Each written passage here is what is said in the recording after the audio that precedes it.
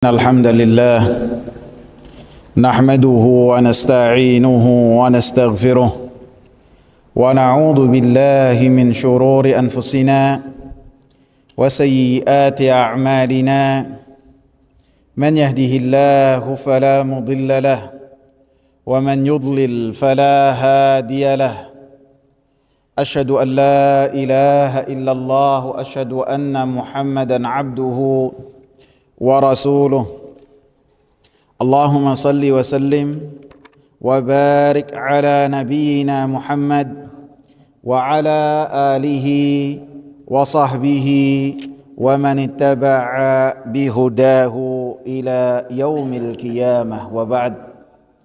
Hadirin jamaah sekalian yang saya hormati, kita masuk ke dalil yang pertama dari 3 dalil yang telah dicantumkan oleh penulis di bab yang ke-22. Babun ma jaa fi himayatil Mustafa sallallahu alaihi wasallam janabat tauhid wa saddihi kulla tariqin yusilu ila syirk. Bab yang tercantum yang berkaitan dengan perlindungan dan penjagaan Nabi Al-Mustafa yang berkaitan dengan tauhid dan bagaimana beliau menutup semua jalan yang menjerumuskan ke dalam kesyirikan kepada Allah Subhanahu wa taala. Dalil yang pertama beliau cantumkan surat At-Taubah ayat 128. Beliau cantumkan sedikit dari ayat 128 dan oleh Al-Imam Muhammad bin Shalih Al-Utsaimin rahimahullah beliau jelaskan sampai 2 ayat setelahnya juga, 1 ayat sesudahnya juga. Laqad ja'akum rasulun min anfusikum azizun 'alaihi ma 'anittum harisun 'alaikum bil mu'minina raufur rahim. Fa in tawallaw faqul hasbiyallah la ilaha illahu alaihi tawakkaltu wa huwa rabbul arsyil azim. Sungguh telah datang kepada kalian seorang rasul dari bangsa kalian, dari jenis kalian, yang sifat-sifatnya merasakan berat baginya penderitaan yang kalian alami.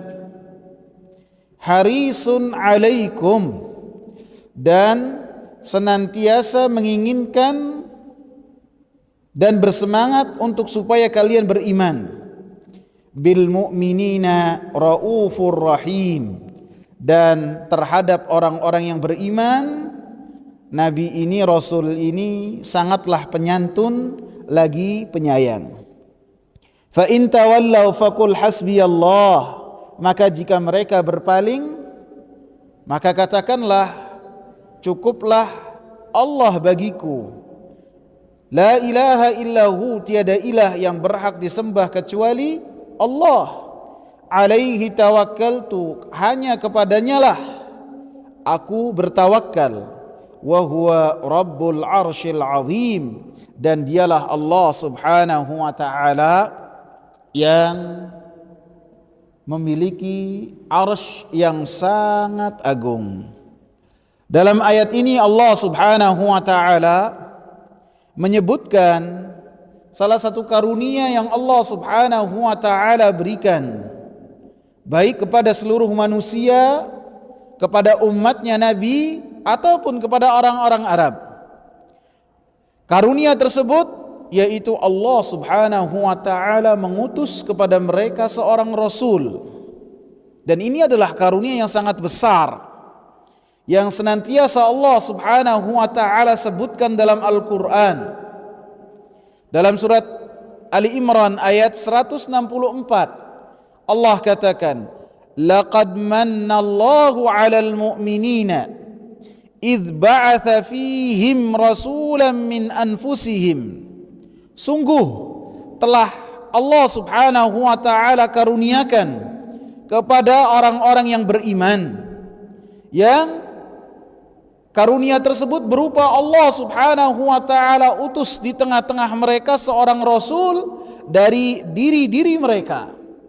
Yang rasul tersebut memiliki tugas yatslu alaihim ayatih, membacakan kepada mereka wahyu yang Allah Subhanahu wa taala berikan kepada Nabi Muhammad sallallahu alaihi wasallam melalui malaikat Jibril. Dibacakan kepada orang-orang yang beriman pagi, petang, siang, malam, sehingga hasilnya yuzakkihim, orang-orang yang beriman itu hatinya suci. Wa yu'allimuhumul kitaba wal hikmah, dan nabi tersebut, rasul tersebut mengajarkan kepada orang-orang yang beriman Alkitab, Al-Quran dan Al-Hikmah. Wa in kanu min qablu lafi dhalalim mubin, dan sesungguhnya mereka sebelum nabi tersebut sampai kepada mereka termasuk dari manusia-manusia yang dalam kesesatan yang nyata.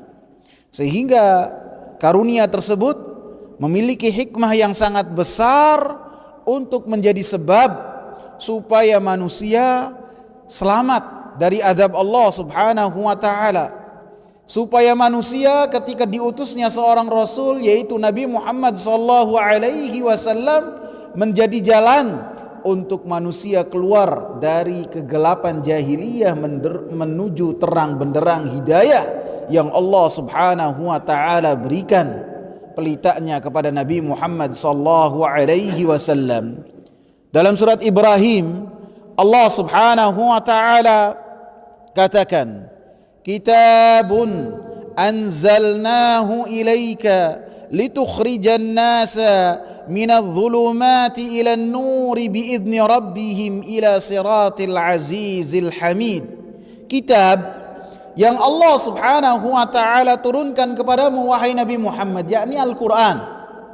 Wahyu yang Allah Subhanahu wa taala berikan kepada Nabi Muhammad sallallahu alaihi wasallam, baik wahyu itu adalah Al-Quran ataupun hadis-hadis Nabi sallallahu alaihi wasallam, maka itu wahyu dari Allah Subhanahu wa taala kepada Nabi Muhammad sallallahu alaihi wasallam yang Nabi Muhammad sampaikan kepada para manusia.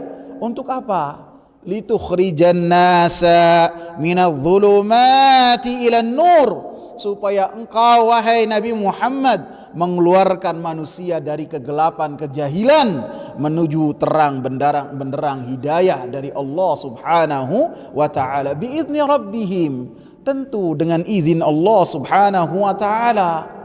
Allah tahu mana yang berhak mendapatkan hidayah dari Allah Subhanahu wa taala dan siapa-siapa yang hatinya tidak pantas untuk mendapatkan hidayah dari Allah Subhanahu wa taala.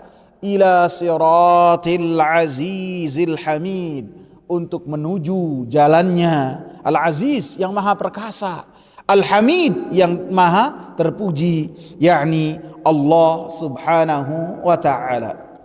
Jadi penyebutan dalam ayat ini laqad ja'akum pun termasuk dari salah satu karunia yang Allah Subhanahu wa ta'ala sebutkan kepada seluruh manusia dan kepada umatnya Nabi Muhammad sallallahu alaihi wasallam, bahwasanya Allah Subhanahu wa taala telah utus kepada kalian seorang rasul min anfusikum, dari diri kalian.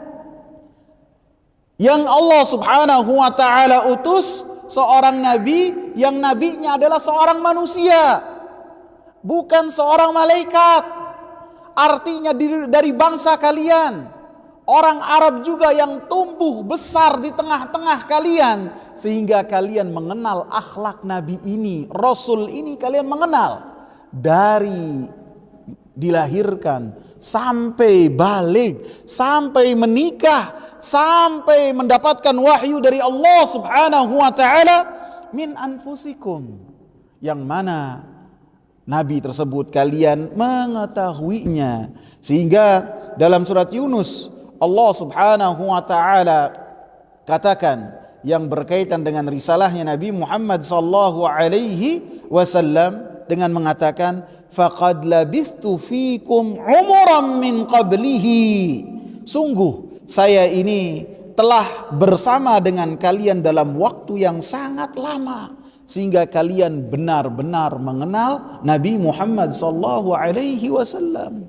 Sehingga Ja'far ibn Abi Talib ketika berbicara dengan Najasyi Ashamah, begitu juga disebutkan Al-Mughirah ibn Syu'bah ketika berbicara dengan Kisra, raja Majusi, maka keduanya hampir bersamaan mengatakan dalam waktu yang berbeda.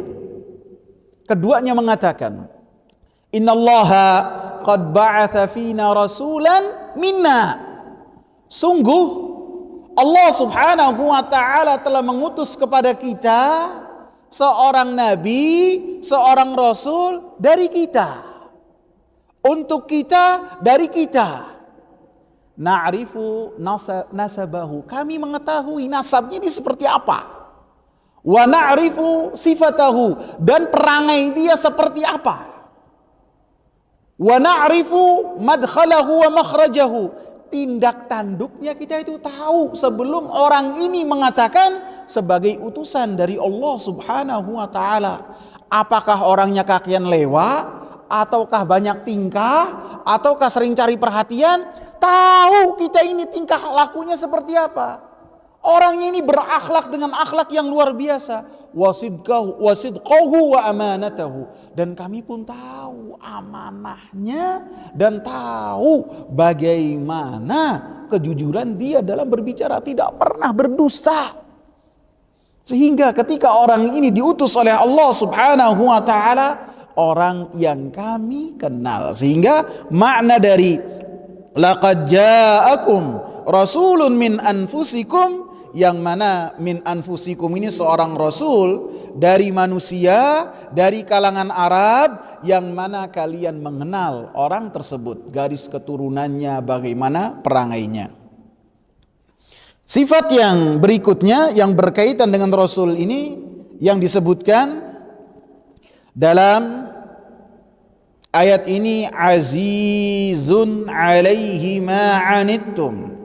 Nabi Muhammad sallallahu alaihi wasallam sangatlah kesusahan apabila ada satu hal yang menyusahkan kalian. Ini sifat yang Allah subhanahu wa ta'ala sebutkan yang berkaitan dengan Nabi Muhammad sallallahu alaihi wasallam.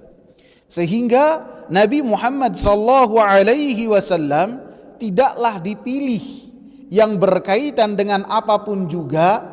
Apabila ada dua pilihan yang di dalam pilihan tersebut tidak ada dosa, maka Nabi sallallahu alaihi wasallam senantiasa berusaha untuk memilih yang paling mudah.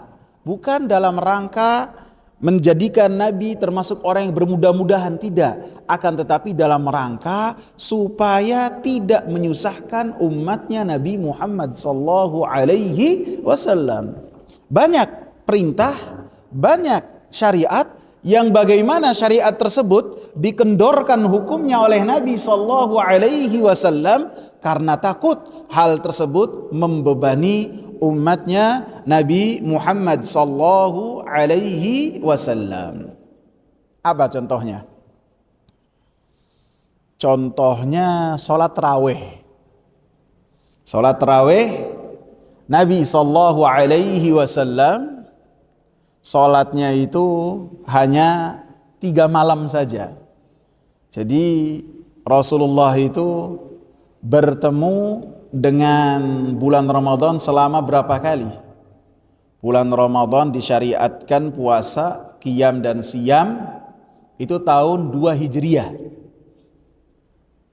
Dan Rasulullah sallallahu alaihi wasallam wafat 12 Rabiul Awal tahun 11 ya.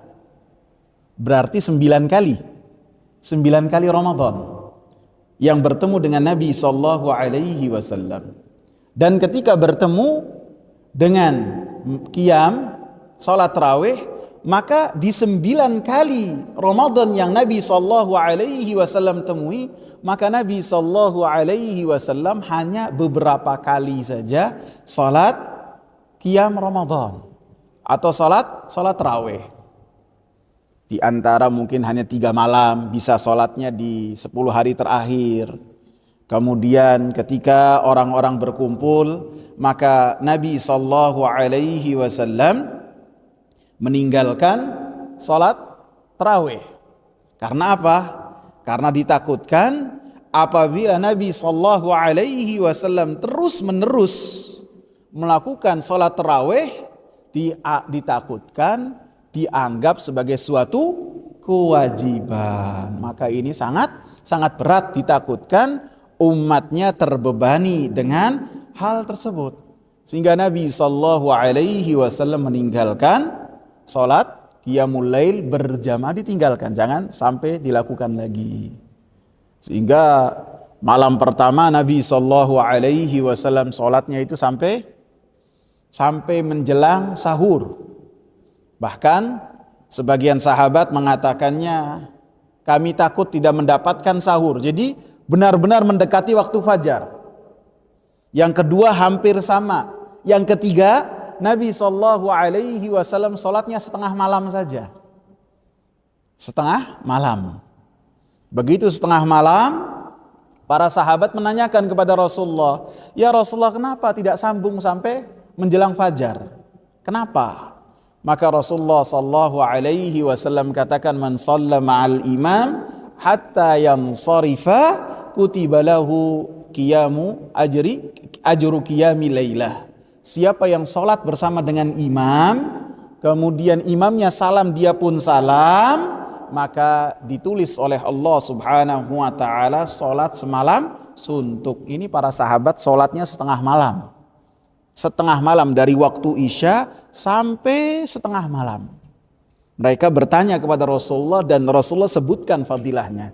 Kita sholat tarawihnya paling lama 1 jam, ya kan? Kemudian mendapatkan keutamaan ini, betul nggak? Kita sholatnya 1 jam, paling lama.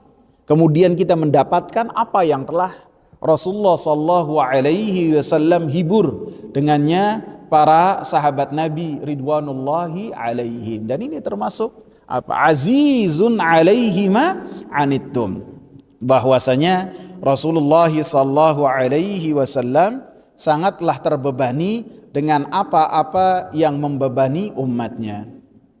Yang kedua, salah satunya di antaranya Nabi sallallahu alaihi wasallam tidak memerintahkan umatnya untuk siwak dengan perintah yang wajib, bersiwak. Karena siwak ini termasuk hal yang sangat digemari oleh Rasulullah sallallahu alaihi wasallam. Bahkan di akhir hayatnya, sebelum Rasulullah sallallahu alaihi wasallam wafat, apa yang beliau lakukan?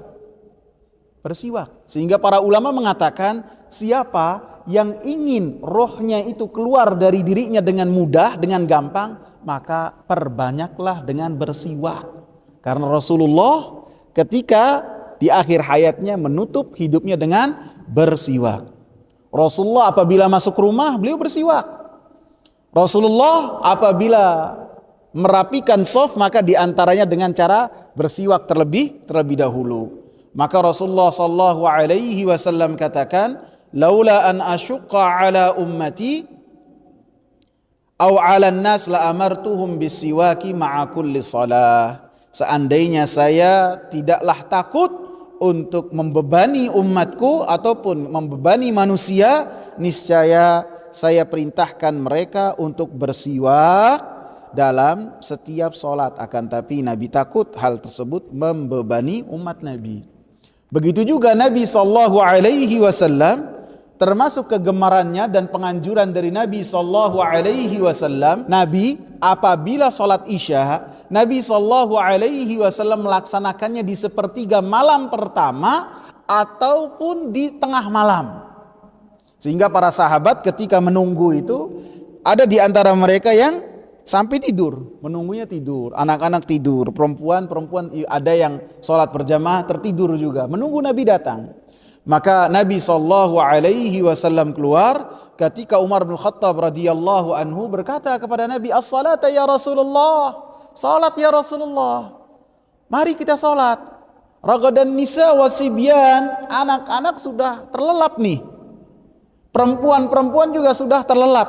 Maka Rasulullah sallallahu alaihi wasallam keluar dari rumahnya seraya mengatakan, laula an asyqa ala ummati la amartuhum an yuakhirul isya'a ila thuluthil laili aw nisfihi. Kalau seandainya saya tidaklah takut untuk membebani umatku, niscaya saya akan memerintahkan mereka untuk sholatnya itu, sholat isya'nya di sepertiga malam pertama. Berarti jam berapa? Jam 10 kali ya? Ya, jam 10 setengah 11. Ya. Atau kalau tengah malamnya bisa jadi jam 12, bisa jadi setengah 12. Jadi sholat isya'nya di masjid dalam waktu seperti itu. Maka ini adalah beban yang Rasulullah sallallahu alaihi wasallam takutkan, sehingga beliau para sahabat ketika mensifati salat isya beliau, idza ra'ahum ijtama'u ajjala. Nabi itu apabila melihat para sahabat berkumpul, maka Nabi segerakan. Wa idza ra'ahum abta'u akhar. Apabila Nabi melihat para sahabat dalam salat isya itu masih terlambat, maka ditunggu. Tidak menariknya atau memundurkannya sepertiga malam pertama ataupun di tengah malam. Walaupun Nabi sallallahu alaihi wasallam mengetahui bahwasanya waktu sepertiga malam pertama untuk sholat isya itu lebih afdal, dan tengah malam itu lebih afdal, akan tapi hukumnya tidaklah ditekankan oleh Rasulullah sallallahu alaihi wasallam. Karena apa? Azizun alaihi ma anittum. Rasulullah sallallahu alaihi wasallam sangat terbebani apabila ada hal-hal yang membebani umatnya Nabi Muhammad sallallahu alaihi wasallam. Sifat yang berikutnya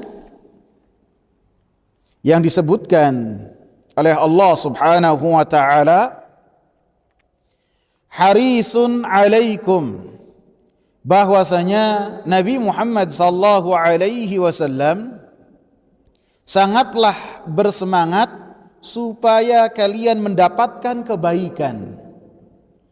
Artinya Nabi Muhammad sallallahu alaihi wasallam senantiasa mengerahkan semua kemampuannya supaya manusia mengenal Allah Subhanahu wa taala, supaya manusia mendapatkan hidayah dari Allah Subhanahu wa taala dengan berbagai macam cara.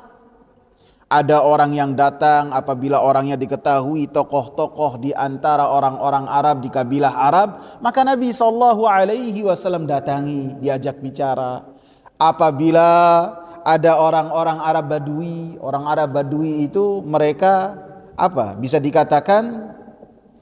dikatakan mereka itu adalah orang-orang yang sibuk mencari harta. Apa harta mereka? Hewan ternak. Dan mereka ini senantiasa mengumpulkan hewan ternak. Maka ketika mereka bertemu dengan Nabi sallallahu alaihi wasallam, Nabi sallallahu alaihi wasallam memiliki hewan ternak yang sangat banyak, baik itu kambing, baik itu onta, yang mana Nabi sallallahu alaihi wasallam dapatkan dari harta rampasan perang. Jadi fase kehidupan Nabi di kota Madinah, setengah pertama Nabi sallallahu alaihi wasallam dalam kesusahan, sehingga terkadang 3 bulan dapurnya tidak ngebul. Setengah yang terakhir Nabi sallallahu alaihi wasallam mendapatkan kelapangan dari Allah Subhanahu wa taala, diberikan harta rampasan yang sangat banyak sampai kepada Nabi. Orang Arab Badui yang mana mereka itu gila harta, yang mereka kagumi adalah hewan ternak, ketika bertemu dengan Nabi sallallahu alaihi wasallam dikasih hewan ternak. Kata Nabi, ambil hewan ternak, ambil. Kata orang ini, berapa ya Muhammad? Semua yang ada di lembah itu kamu bawa. Semua yang ada di lembah dibawa. Orang ini langsung teriak, lari ke kabilahnya. Dan dia mengatakan, saya mendapati satu orang yang tidak silau dengan harta sama sekali. Maka dia mendakwai kaumnya supaya beriman kepada Nabi Muhammad sallallahu alaihi wasallam, karena mengalahkan sesuatu yang mereka kagumi berupa mengumpulkan harta. Allahu Akbar. Nabi sallallahu alaihi wasallam pun ketika bermuamalah supaya seseorang itu masuk Islam sangatlah mengupayakan dengan luar biasa. Ketika bertemu dengan Thumamah ibn Usal yang mana oleh Nabi sallallahu alaihi wasallam ditawan di salah satu tiang di Masjid Nabawi. Orangnya masih kafir, diikat di tiang di Masjid Nabawi selama 3 hari. Ini menunjukkan bahwasanya orang kafir itu boleh masuk masjid selama ketika masuk masjid menghormati masjid. Tidak boleh misalnya ada turis wanita masuk masjid kemudian dengan pakaian memakai baju adiknya ataupun ponakan yang kecil, tidak boleh. Harus dia itu menutup auratnya, ditutup kerudungnya, ditutup rambutnya, kemudian pakai lengan panjang tangannya, kemudian boleh masuk masjid. Boleh. Seperti bagaimana Nabi sallallahu alaihi wasallam mengikat Thumamah di tiang. Maksudnya Nabi supaya Thumamah ini melihat bagaimana akhlaknya para sahabat. Satu malam pertama ditanya, bagaimana wahai Thumamah? Kata Thumamah ini orang yang dihormati di kaumnya, kepala suku. Dia mengatakan apa? Wahai Muhammad, kalau engkau mau tebas saya, maka yang kau tebas itu badan yang memiliki darah, artinya tidak takut sama sekali. Apabila engkau ingin tebusan, maka saya banyak harta. Kamu pilih mana? Enggak ada gentar-gentarnya sama sekali. Besoknya lagi ditemui oleh Nabi sallallahu alaihi wasallam. Ditanya lagi, bagaimana wahai Thumamah? Dengan jawaban yang sama menunjukkan dia tidak kendor sama sekali. Hari yang ketiga jawabannya sama. Apa kata Rasulullah? Atlikuh, bebaskanlah orang ini. Dibebaskan. Begitu dibebaskan, ini orang terhormat tidak bisa menerima tekanan. Tidak bisa didesak karena orang yang terhormat. Begitu dibebaskan secara bebas, tidak ada tekanan sama sekali, apa yang dia katakan? Asyhadu an la ilaha illallah wa annaka Rasulullah. Allahu Akbar. Mengucapkan kalimat la ilaha illallah. Berbagai cara diupayakan oleh Rasulullah sallallahu alaihi wasallam supaya menyampaikan kepada manusia bagaimana risalah dari Allah Subhanahu wa taala yang sangat indah. Terkadang ada sahabat yang mengundang Nabi sallallahu alaihi wasallam makan. Di antaranya Ummu Sulaim dipanggil makan. Jadi Ummu Sulaim ini adalah ibunya Anas ibn Malik. Seorang perempuan yang termasuk dari kalangan fuqara para sahabat, janda. Nabi sallallahu alaihi wasallam dipanggil makan ke rumahnya, maka Nabi datang makan. Ini menunjukkan sangatlah bersahajanya Nabi sallallahu alaihi wasallam. Dan bersama beliau pun anak dari Ummu Sulaim yang bernama Anas ibn Malik. Dan ini kekhususan Nabi sallallahu alaihi wasallam ketika bersosialisasi dengan perempuan memiliki kebebasan yang lebih daripada selainnya, beda selainnya. Karena Rasulullah itu ana mathalul walidi lakum wa'allimukum, kata Rasulullah, saya ini bagaikan ayah kalian untuk kalian, yang saya mengajarkan kepada kalian kasih sayang. Sehingga ada hukum-hukum yang mana boleh pada diri Nabi dan terhadap Nabi, selain Nabi sallallahu alaihi wasallam tidak boleh. Bagaimana kedekatan Nabi dengan Ummu Sulaim, bagaimana kedekatan Nabi dengan iparnya yang bernama Asma. Bahkan Asma pernah diboncengkan oleh Nabi sallallahu alaihi wasallam. Bagaimana kedekatan Nabi sallallahu alaihi wasallam dengan Ummul Fadl. Itu semua termasuk kekhususan Nabi sallallahu alaihi wasallam. Maka ketika datang ke rumahnya Ummu Sulaim makan, selesai makan, maka Nabi sallallahu alaihi wasallam mengatakan, "Qumu fali usalli lakum." Ayo kita sekarang berdiri. Saya akan sholat untuk kalian. Untuk kalian artinya supaya mengajarkan kepada kalian. Para ulama mengatakan ini menunjukkan bagaimana semangatnya Nabi Muhammad sallallahu alaihi wasallam dalam menyampaikan kebaikan. Ummu Sulaim yang jarang datang ke masjid dan bisa jadi ketika datang ke Masjid Nabawi, sholatnya di belakang, tidak mengetahui tata cara salat Nabi sallallahu alaihi wasallam. Sehingga pada saat itu ketika Nabi sallallahu alaihi wasallam berada di rumahnya Ummu Sulaim, maka Nabi sallallahu alaihi wasallam melaksanakan salat supaya mengajarkan kepada Ummu Sulaim bagaimana cara salatnya beliau. Sehingga di dalam ayat ini dikatakan oleh Al-Imam Muhammad bin Shalih Al-Utsaimin rahimahullah, fakana an-nabiy sallallahu alaihi wasallam jami'an baina hadainil wasfain. Maka Nabi sallallahu alaihi wasallam memiliki dua sifat yang sangat luar biasa, yaitu harisun alaikum, bersemangat untuk kalian mendapatkan hidayah dan keimanan, azizun alaihi ma anittum, dan Nabi pun senantiasa merasa susah apabila kalian kesusahan dengan syariat yang sampai kepada kalian. Maka dua hal ini, wa hadza min ni'matillahi alaina wa 'alar rasul, karena ini semua adalah nikmat Allah Subhanahu wa taala kepada kita. Karena yang pertama, azizun alaihi ma anittum, bagaimana Nabi sallallahu alaihi wasallam berupaya untuk senantiasa menghilangkan dari syariat ini sesuatu yang membebani kita lebih dari kewajaran. Adapun yang kedua, harisun alaikum, menunjukkan bahwasanya hal-hal yang dicintai dan digemari maka akan sampai kepada kita. Bil mu'minina raufur rahim, maka terhadap orang-orang yang beriman maka Nabi Muhammad sallallahu alaihi wasallam beliau sangatlah memiliki sifat penyayang dan penyantun.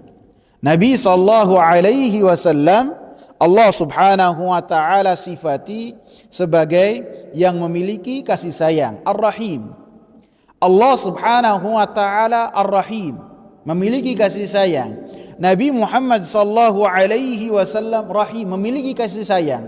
Akan tetapi tentu di antara keduanya berbeda. Karena laisa kamitslihi syai'. Allah Subhanahu wa taala sifat-sifatnya itu tidaklah serupa dengan siapapun juga. Maka apabila ada yang disifati oleh Allah Subhanahu wa taala dengan sifat yang sama, maka tentu maknanya berbeda. Yang berkaitan dengan Allah maka sesuai dengan keagungan Allah Subhanahu wa taala. Lebih-lebih yang berkaitan dengan rahmat.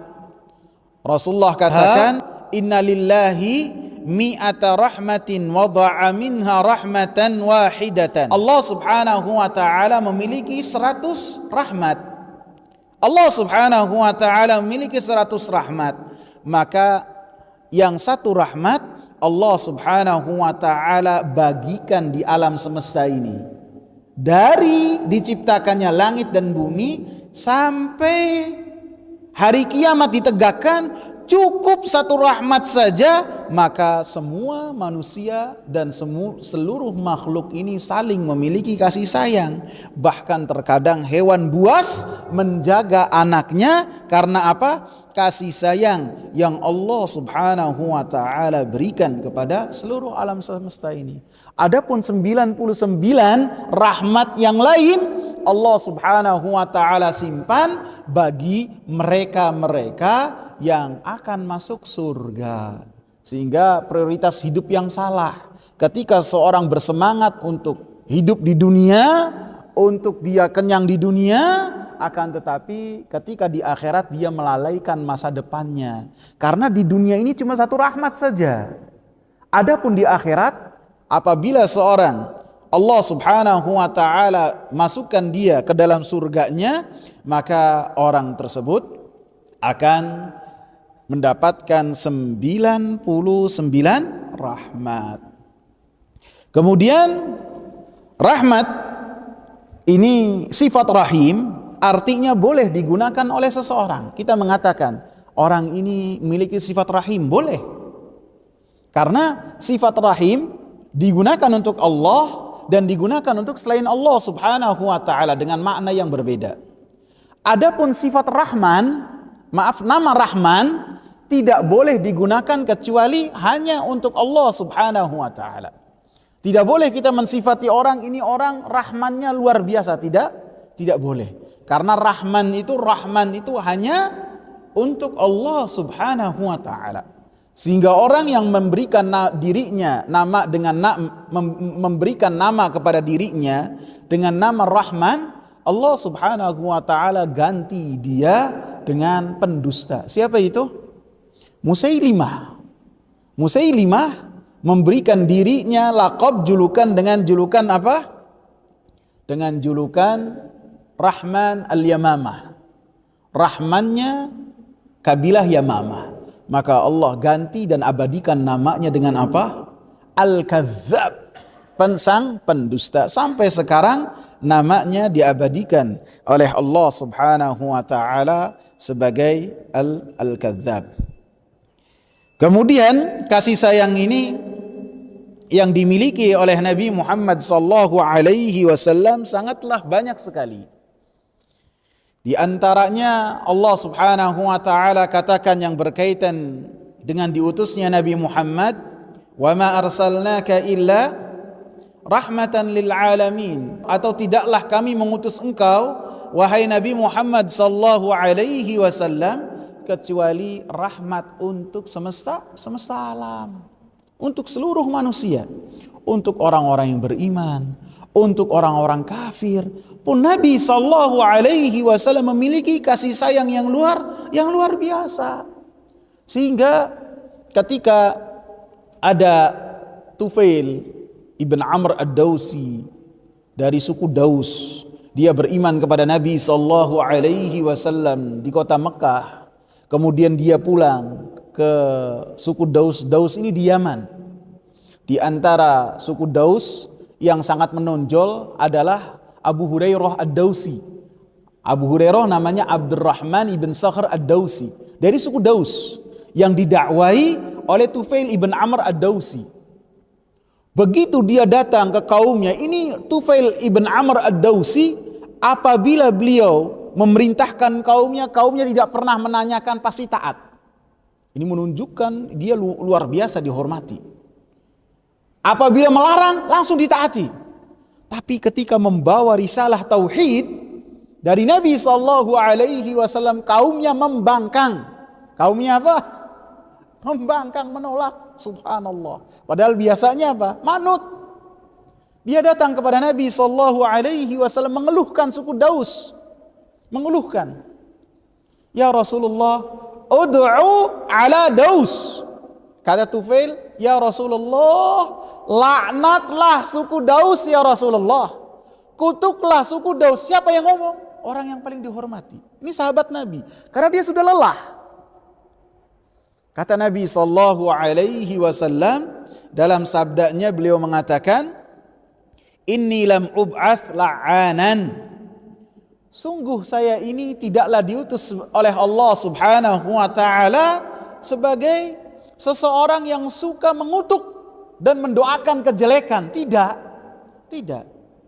Kemudian beliau mengatakan, "Innama bu'istu rahmatan." Sesungguhnya saya diutus oleh Allah rahmat. Tidak suka mencela, tidak suka mendoakan kejelekan, tidak. Sehingga Rasulullah sallallahu alaihi wasallam mengangkat kedua tangannya seraya mengatakan apa? Allahumma hdi Dausan. Allahumma hdi Dausan. Allahumma hdi Dausan. Ya Allah, berilah petunjuk kepada Daus. Semua Daus. Ya Allah, berilah petunjuk kepada Daus. Dan tidak lama datanglah orang-orang Daus, mereka beriman terhadap apa yang telah dibawa oleh Tufail ibn Amr ad-Dausi. Setelah Tufail ini berputus asa dari supaya kaumnya mendapatkan hidayah melalui tangannya. Allahu Akbar. Tidak mudah untuk mencela.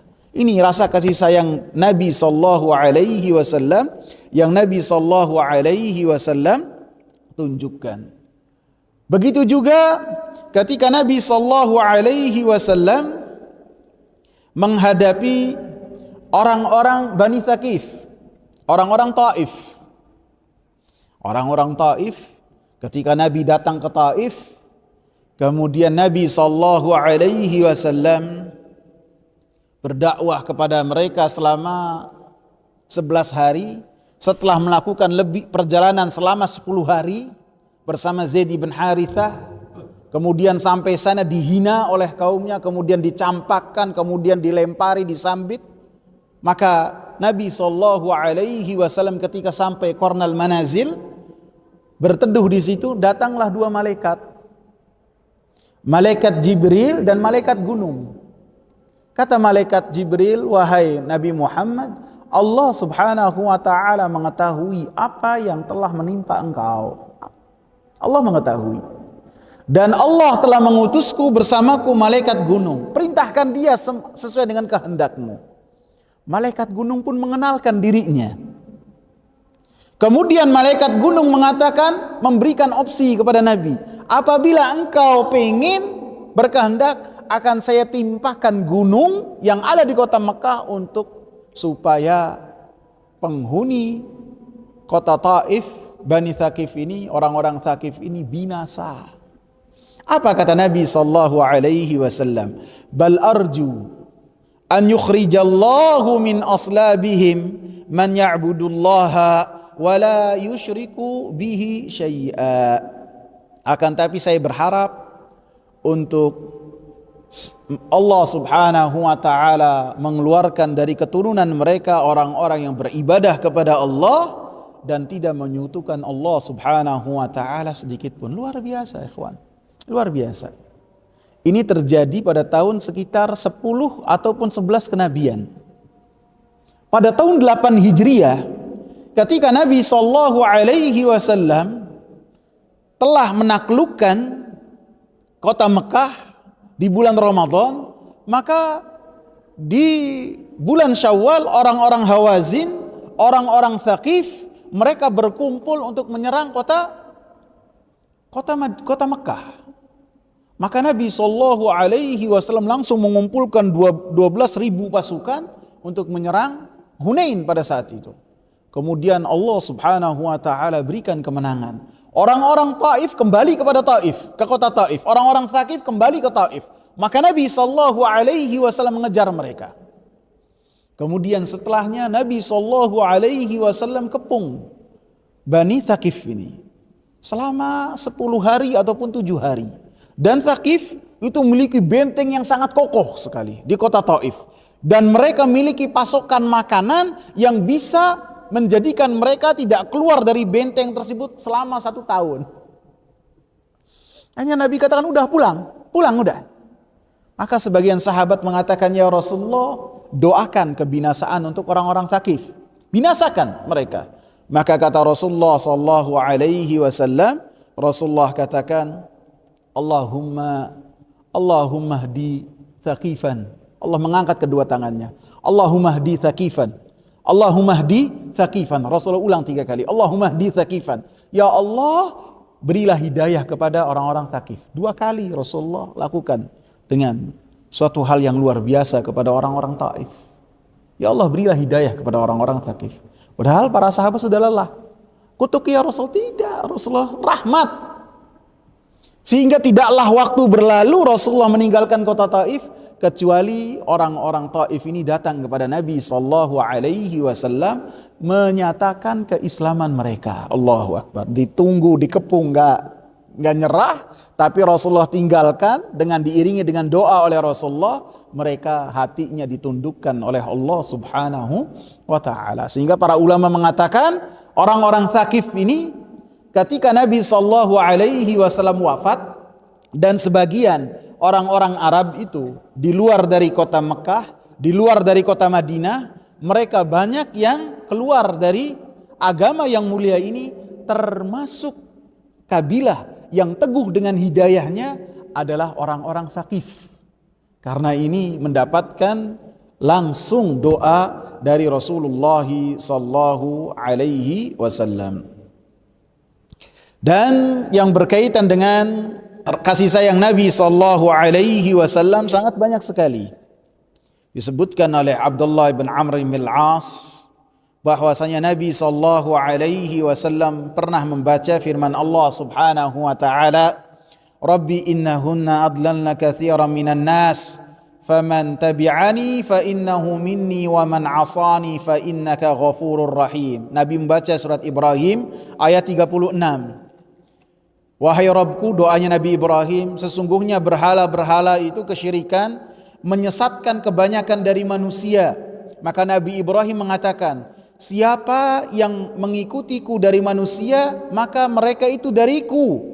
Dan siapa yang bermaksiat kepadaku, maka sesungguhnya engkau maha memiliki ampunan dan kasih sayang. Dan kemudian Nabi SAW membaca apa yang telah dinyatakan oleh Nabi Isa alaihi salam yang Allah abadikan dalam surat Al-Maidah ayat 118. In tu'adzibuhum fa innahum ibaduk wa in taghfir lahum fa innaka antal azizul hakim. Apabila engkau menyiksa mereka ya Allah, ini perkataan Nabi Isa, maka mereka itu adalah hamba-hambamu. Dan apabila engkau memberikan ampun kepada mereka, maka engkau maha perkasa lagi maha bijaksana. Setelah membaca dua ayat ini, Nabi Muhammad SAW mengangkat kedua tangannya. Kemudian Nabi SAW mengatakan, Allahumma ummati, ummati ya Allah, umatku ya Allah, umatku. Kemudian Nabi SAW menangis dengan tangisan yang sangat panjang. Maka Allah Subhanahu wa ta'ala berkata kepada Jibril, wahai Jibril, datanglah kepada Muhammad dan tanyalah kepada Muhammad kenapa dia menangis. Maka malaikat Jibril alaihi salam bertanya, mendatangi Nabi Muhammad dan bertanya kepada Nabi Muhammad. Maka kemudian Nabi Muhammad sallallahu alaihi wasallam mengabarkan kepada malaikat Jibril apa yang ada di hati beliau, yaitu supaya umatnya dijaga dan diberi kasih sayang oleh Allah Subhanahu wa ta'ala. Kemudian malaikat Jibril datang kepada Allah Subhanahu wa ta'ala dan mengabarkan kepada Allah, dan tentu semuanya Allah Subhanahu wa ta'ala telah mengetahuinya sebelum terjadi dan sebelum Nabi Muhammad mengabarkan kepada malaikat Jibril. Maka Allah Subhanahu wa ta'ala berkata kepada malaikat Jibril, ya Jibril, wahai Jibril, datanglah kepada Muhammad, faqul, katakanlah kepada Muhammad, sungguh kami akan menjadikan engkau ridha terhadap umatmu dan kami tidak akan menyusahkanmu. Ini menunjukkan kasih sayang Nabi Muhammad sallallahu alaihi wasallam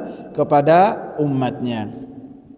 Bahkan Nabi Muhammad sallallahu alaihi wasallam pun memiliki kasih sayang bukan hanya kepada manusia, akan tetapi kepada hewan pun.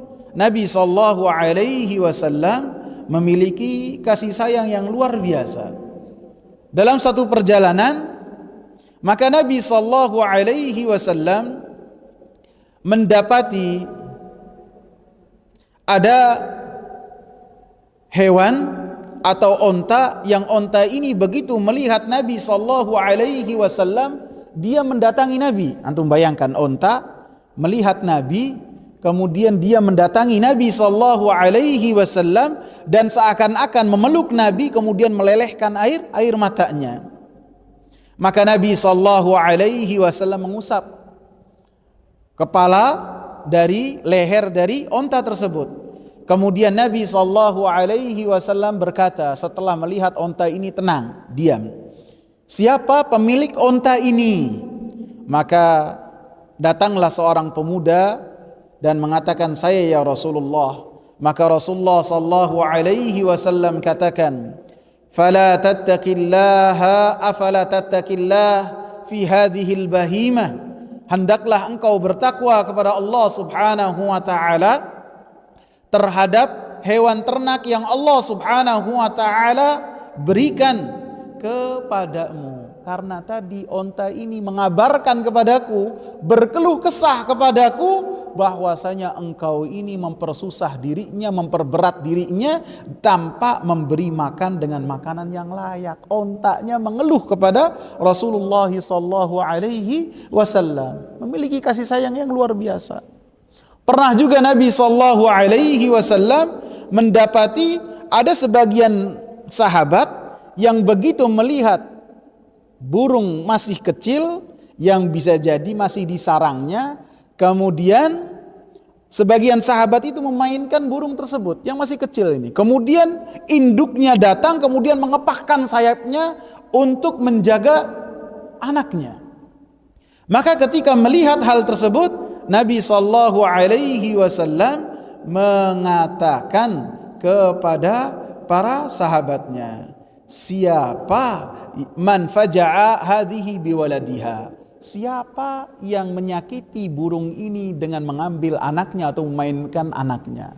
Ini kasih sayang Nabi sallallahu alaihi wasallam yang luar biasa, dan banyak lagi kasih sayang Nabi sallallahu alaihi wasallam yang menunjukkan bahwasanya beliau ini disifati oleh Allah Subhanahu wa taala dalam Al-Qur'anul Karim dengan dari diri-diri kalian, azizun alaihi ma anittum, sangatlah kesusahan terhadap apa yang membebani kalian, dan harisun alaikum, memiliki semangat yang luar biasa supaya kalian mendapatkan hidayah dari Allah Subhanahu wa taala.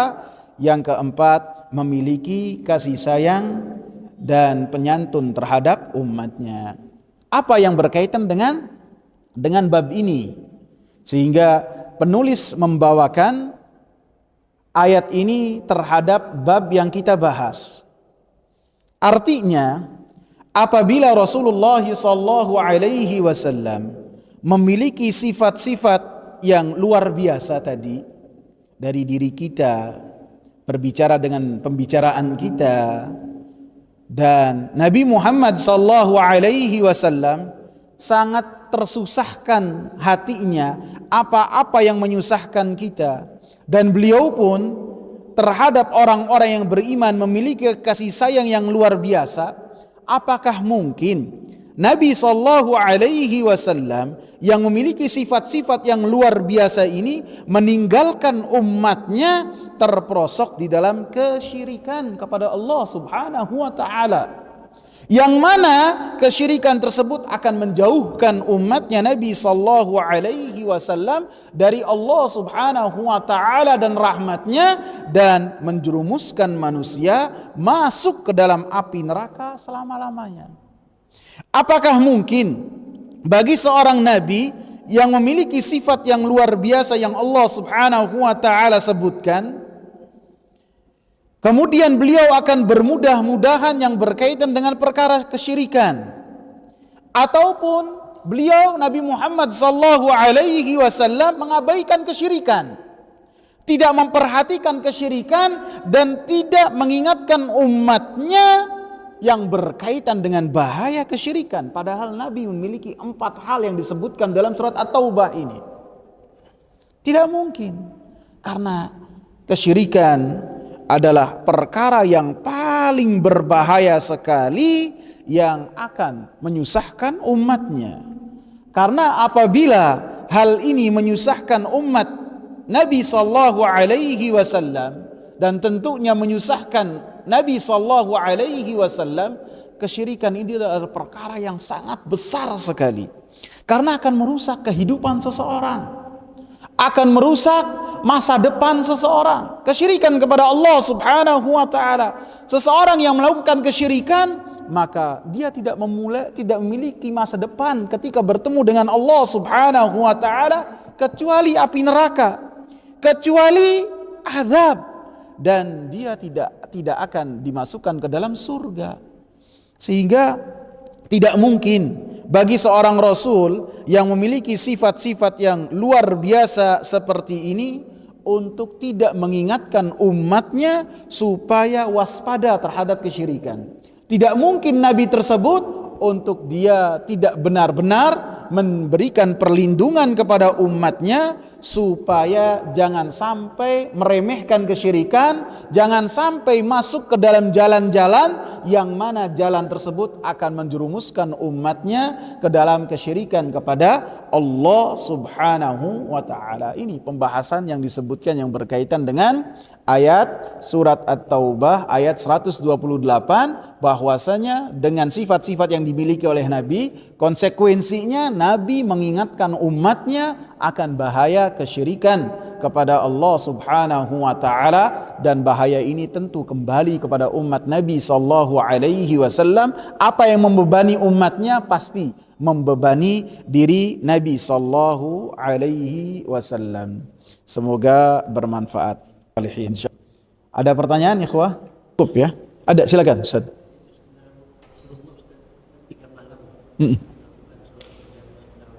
Sisanya itu di rumah gimana? Masing-masing, karena Rasulullah tidaklah pernah bertemu dengan malam kecuali menghidupkannya dengan qiyamul lail. Lebih-lebih witir. Nabi sallallahu alaihi wasallam senantiasa memiliki waktu khusus untuk berkhalwat dengan Allah Subhanahu wa taala dengan menghidupkan malamnya dengan qiyam. Jadi di 3 malam tersebut Nabi menghidupkannya, terkadang di sepertiga terakhir, terkadang di sepertiga terakhir dari bulan Ramadan, terkadang di sepertiga awal, terkadang di pertengahan. Jadi Nabi sallallahu alaihi wasallam berbeda-beda di 9 kali Ramadan tersebut. Dan kemudian hal ini dipahami oleh Umar bin Khattab, bahwasanya yang dilakukan oleh Nabi takut apabila diwajibkan terhadap umatnya, sehingga setelah Rasulullah wafat, maka Umar bin Khattab mengumpulkan kaum muslimin untuk sholat tarawih sebanyak 11 rakaat bersama dengan 2 imam. Yang pertama imamnya Tamim Ad-Dari, yang kedua imamnya Ubay bin Ka'ab, dalam satu malam. Dan sholatnya itu yang dilakukan oleh Umar dari Isya sampai menjelang Fajar. Makanya 2 imam. Subhanakallahumma bihamdika asyhadu an la ilaha illa anta astaghfiruka wa atubu ilaih. Bismillah.